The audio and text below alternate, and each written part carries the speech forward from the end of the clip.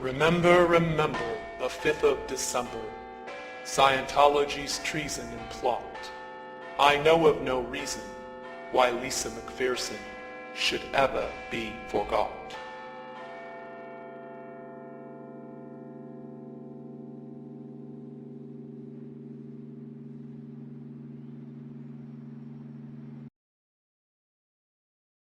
You say the misuse, but I don't know if you're aware that there was a plan in 1955 in this country, Ted, to repeat what was done in Russia.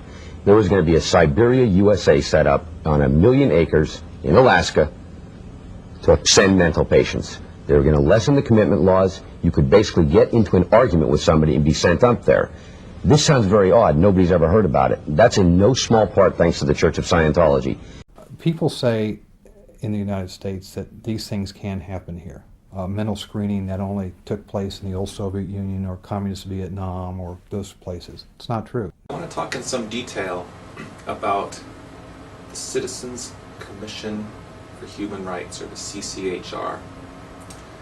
The CCHR was created in 1969, founded by the Church of Scientology. If you were president, would you work to phase out the IRS? Immediately.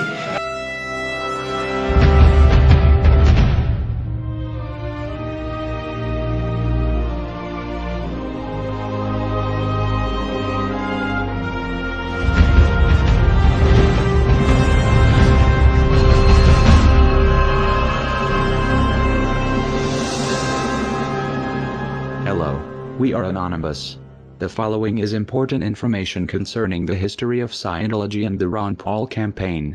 In a 2008 interview on Blunt Talk Radio, a representative from Texas contacted Ron Paul with concerns about the Church of Scientology, specifically Scientology's tax-exempt status. Ron Paul's reply was read on the air. Posted on the site there in Texas where they're trying to outlaw Scientology from the RNC. So I'm going to try and bring them on, and hopefully they are who they say they are. Well, I will tell you that there are multiple chairs from the precincts down there that do have the power to do that are in anonymous, so it could very well be. Yes. Hello? Yes. Is this Maybe? Yes, this is Maybe. Oh, good. I was the Galveston County delegate yesterday. Yes, that's great. Tell us about that. Yes. Well, I was brought in as a delegate under the Ron Paul people, and I'm one of 6 out of District 341, or Precinct 341, and I wrote a resolution out the day before the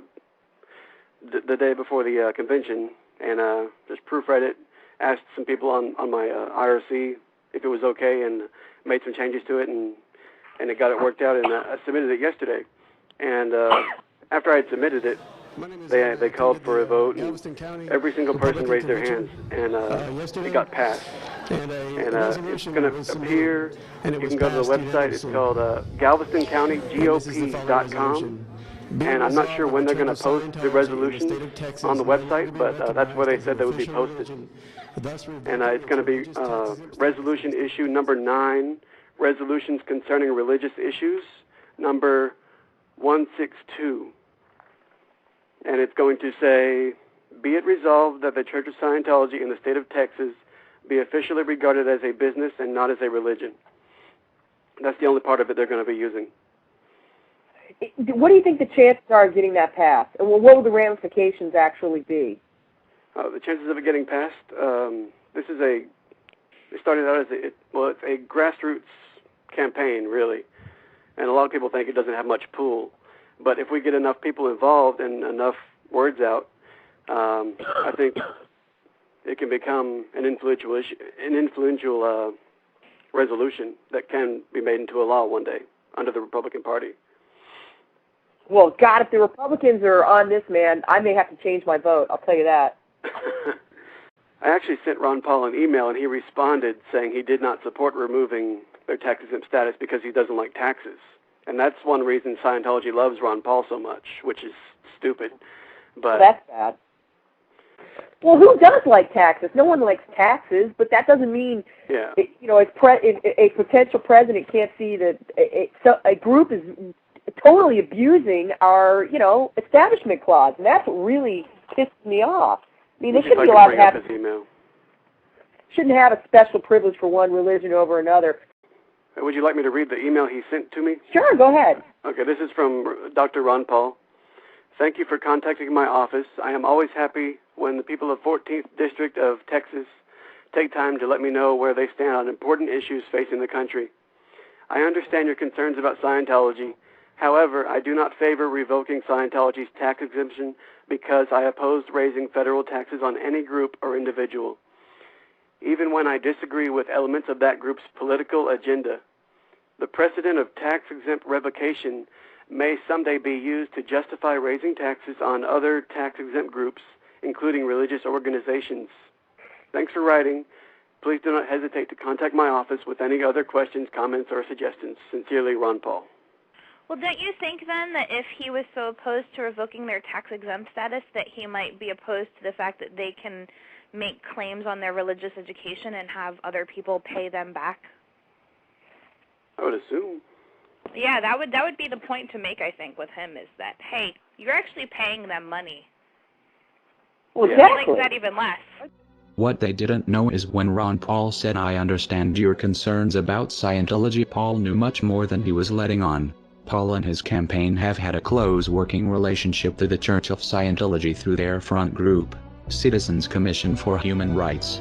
His claim to not support revoking Scientology's tax exemptions probably has less to do with opposition to raising federal taxes and more to do with a private meeting Paul had with the CCHR the year before in November of 2007, where attendees paid a minimum of $1,000 to speak with Paul.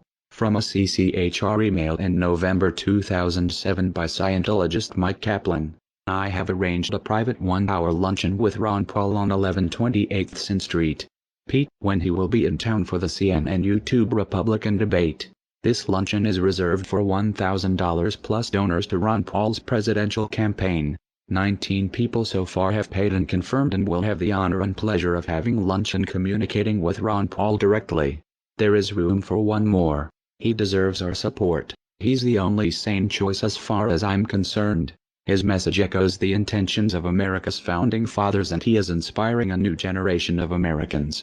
He is the sponsor of a bill in Congress that would make it against the law to use federal dollars to mental health screen Americans. He is pro-Constitution and pro-freedom. He is a true patriot. He is in valence. He is an ally of CCHR and our group. Our group can only mean Scientology. In another CCHR email written by Marla Filidet, a Scientologist and vice president of CCHR, she says, "All my peeps, this was sent to me by Ron Paul's right-hand man, who happens to be a very close friend of mine. In fact, I was on the plane with him when he told me Marla were going for the presidency. This individual is probably Kent Snyder, Ron Paul's presidential campaign manager, until his death in 2008. He is referred to as Ron Paul's right-hand man by many people and credited as the one to convince Ron Paul to go for the presidency. Snyder has been associated with Marla's organization, the CCHR, since at least 2005, when he was at the opening of the CCHR's An Industry of Death Museum, managed by Marla. This was 2 years before the CCHR fundraiser luncheon of November 2007. Marla describes Snyder as a close friend, and therefore Snyder would be aware that CCHR is a front group for Scientology. If by some improbable chance he didn't know this,